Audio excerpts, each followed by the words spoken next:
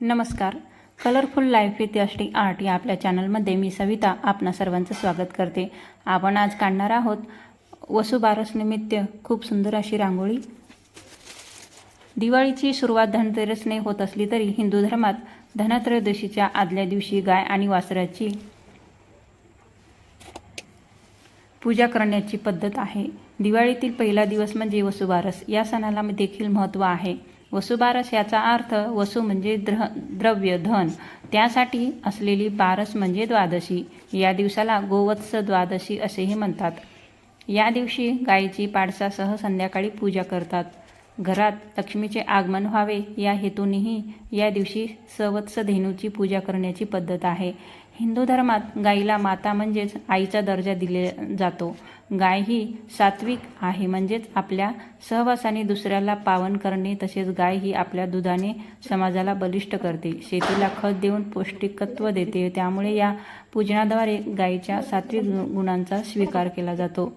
वसुबारस सणाची पूजा पद्धत. ज्यांच्याकडे घरी गुरे वासरे आहेत त्यांच्याकडे ह्या दिवशी पूर्ण वरणाचा स्वयंपाक करतात. घरातील सवाष्ण बायका गायीच्या पायावर पाणी घालतात. नंतर हळद कुंकू फुले अक्षदा वाहून फुलांची माळ त्यांच्या गळ्यात घालतात. निरंजनाने ओवाळून केळीच्या पानावर पुरणपोळी वगैरे पदार्थ वाढून गायीला खाऊ घालतात. ह्या दिवसापासून अंगणात रांगोळी काढण्यास सुरुवात करतात.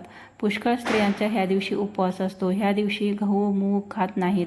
स्त्रिया बाजरीची भाकरी व गवारीच्या शेंगाची भाजी खाऊन उपवास सोडतात. आपल्या मुलाबाळांना आज चांगले आरोग्य मिळावे व सुख लाभावे म्हणून ही पूजा करतात. गाय आणि वासराची पूजा केल्यानंतर गोवत्स व्रताची कथा ऐकावी किंवा वाचावी.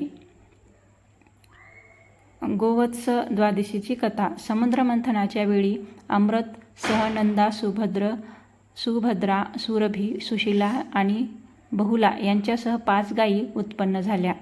त्यांना लोकमाता म्हटलं गेलं आहे, कारण ते सेवा आणि देवतांच्या संतुष्टीसाठी आल्या. या 5 कामधेनूतून नंदा नावाच्या धेनूला उद्देशित ठेवून हा सण साजरा केला जातो. कामधेनू म्हणजे शुद्ध पांढरी गाय आहे. देव आणि दानवांमध्ये समुद्र मंथनातून अनेक रत्न निर्माण झाली. त्यापैकी कामधेनू हे रत्नही आहे. धार्मिक मान्यतेनुसार या दिवशी श्री विष्णूंची काही तरंग सक्रिय होऊन ब्रह्मांडात येते आणि या तरंगा विष्णू लोकातील कामधेनू अवतरित करते. या कारणामुळे गायीची पूजा केली जाते. ही छोटीशी माहिती मी तुम्हाला वसुबारस निमित्ताने सांगितलेली आहे. रांगोळी खूप सुंदर आहे. वसुबारस निमित्ताने काढलेली रांगोळी स्किप न करता शेवटपर्यंत नक्की पहा. तुम्हाला नक्कीच आवडेल.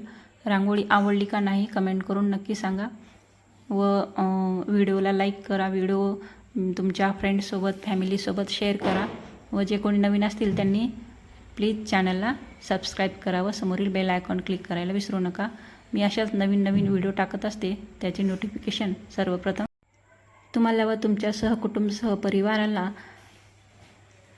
कलरफुल लाईफ विथ यष्टी आर्ट या आपल्या चॅनलतर्फे दिवाळीच्या खूप खूप शुभेच्छा. Thank you.